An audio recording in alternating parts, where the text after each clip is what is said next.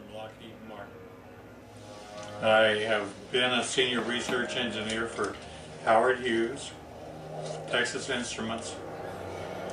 Nevertheless, we've been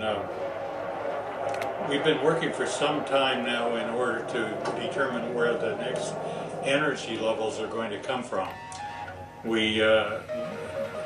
Now by that I mean we aren't talking about wind or solar or even atomic. We have other formats of energy that we've theoretically proven that are available. Not only that, but there have been significant developments, and many times the things that we look at and call UFOs are really some of the developments that we've been involved with. That Lockheed has been involved with?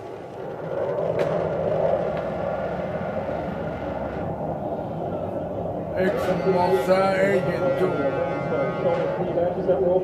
Looks pretty good to us, Gal.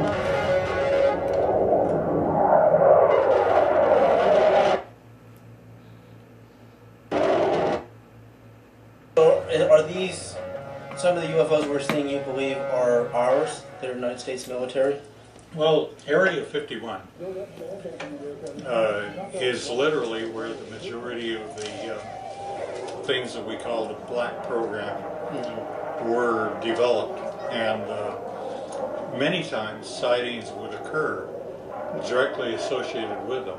So you had a number of sightings, and then that prompted you to go to Area 51. A lot of people are doing nothing more than getting huge quantities of mass and see if they can get a gravity wave to cause things to move. Well, that isn't what we're talking about at all. So I wondered if gravity could be related to its cousin magnetism. And so I found that when I take two magnets together, I have some neodymiums around here that I'm actually afraid of. They can danger you. But anyhow, you take a magnet, you go to put them together and they go clunk, right? But you take one of them, move it around, and all of a sudden it doesn't want to go right, together. the repulsive.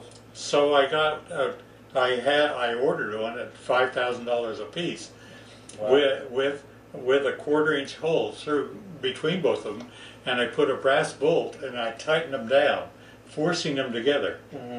And then I put them together in a thing that looks kind of like a rock. Okay, and then I got another one that didn't have magnets in it. And Galileo, in all his endeavors, he went up to the Leaning Tower of Pisa And he dropped a big rock and a small rock. And his buddy down at the bottom kept telling him that the large rock and the small rock arrived at the same time. Well,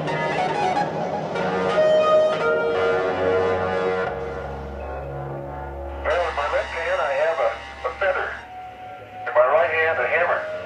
And I guess one of the reasons we got here today was because of the gentleman named Galileo a long time ago, who made a rather significant discovery about falling objects in gravity fields.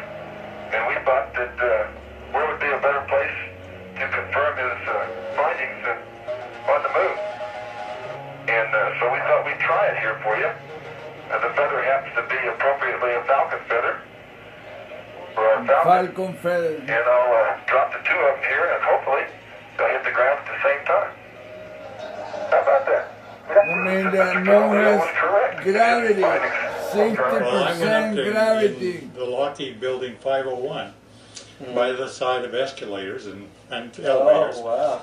And I got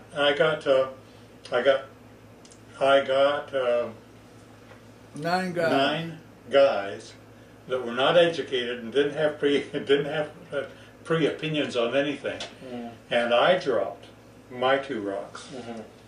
And I said, what I would like you to do is, I told them what I'd like you to do is I would like you to take whichever one arrives first, get it in your hand, and when I come down the elevator, hand it to me. Now they looked identical, except for... So, and nobody knew what was inside? Not, absolutely not. All the 9 times that I tested it, it's as though the one with the opposing magnet field extending out 3 feet on each side I actually measured How big the field is. how big the field was. And on each side of a rock, of one rock, I had a total of 6 feet.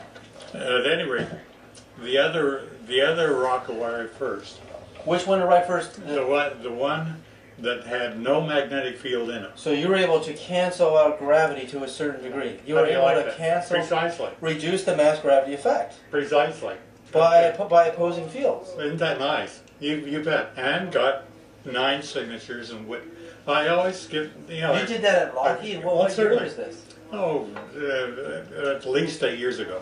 This is the actual document of Boyd's where he proved that by altering the field in a falling body, the magnetic field, it reduced its mass gravity equivalent and canceled out the effects of gravity to a certain percentage.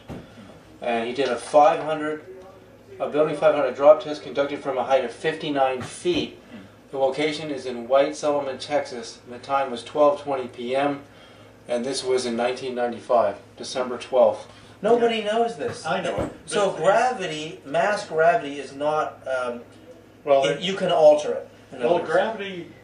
gravity within itself has to have, gravity goes through anything that is solid and anything like iron or anything else. But it has to have a magnetic component, which may be canceling out within itself. But as soon as it got around my rock, it all of a sudden recognized the presence But somebody, of my rock. one of Einstein's students tried to merge electromagnetism and gravity, and he rejected it. But he didn't have an experiment like you did. No, I understand. I know that. Yeah. But see, nature never uses English. It doesn't speak. It doesn't speak any language. But yet it's talking to us all the time. Right. And the key thing is to identify what it's saying. Does Lockheed Martin, or does anybody possess working anti-gravity technology right now? Or are we still trying to understand how these ET craft are working? Have we reverse engineered the technology at Roswell successfully? Which would mean some of the UFOs we're seeing now that are silent and hovering. I've given you the Lazar tapes, and that's as far as I can talk. Okay. That's good. It's only because I got the Lazar tapes from a White World forum. Right. And But you can't say anymore. well, people kept encroaching on Area 51, such that Area 51 is now being moved to Tooele, Utah.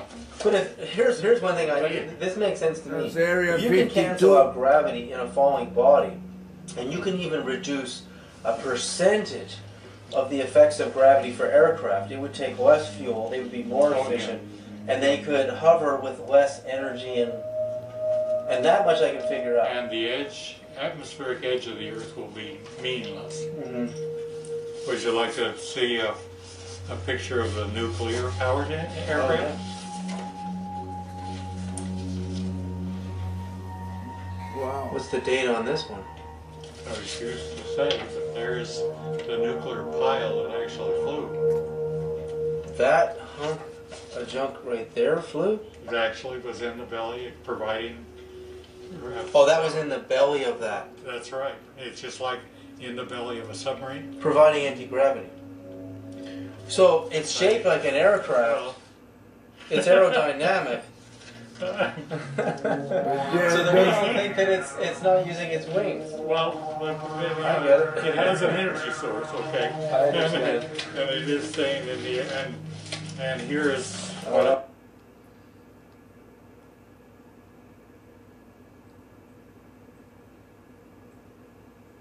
Astro Conveyor, Fort Worth, Texas. 1981. November 17, 1981. Imagine that. That's the power plant that provides that. And the UFO that Bob Lazar was talking about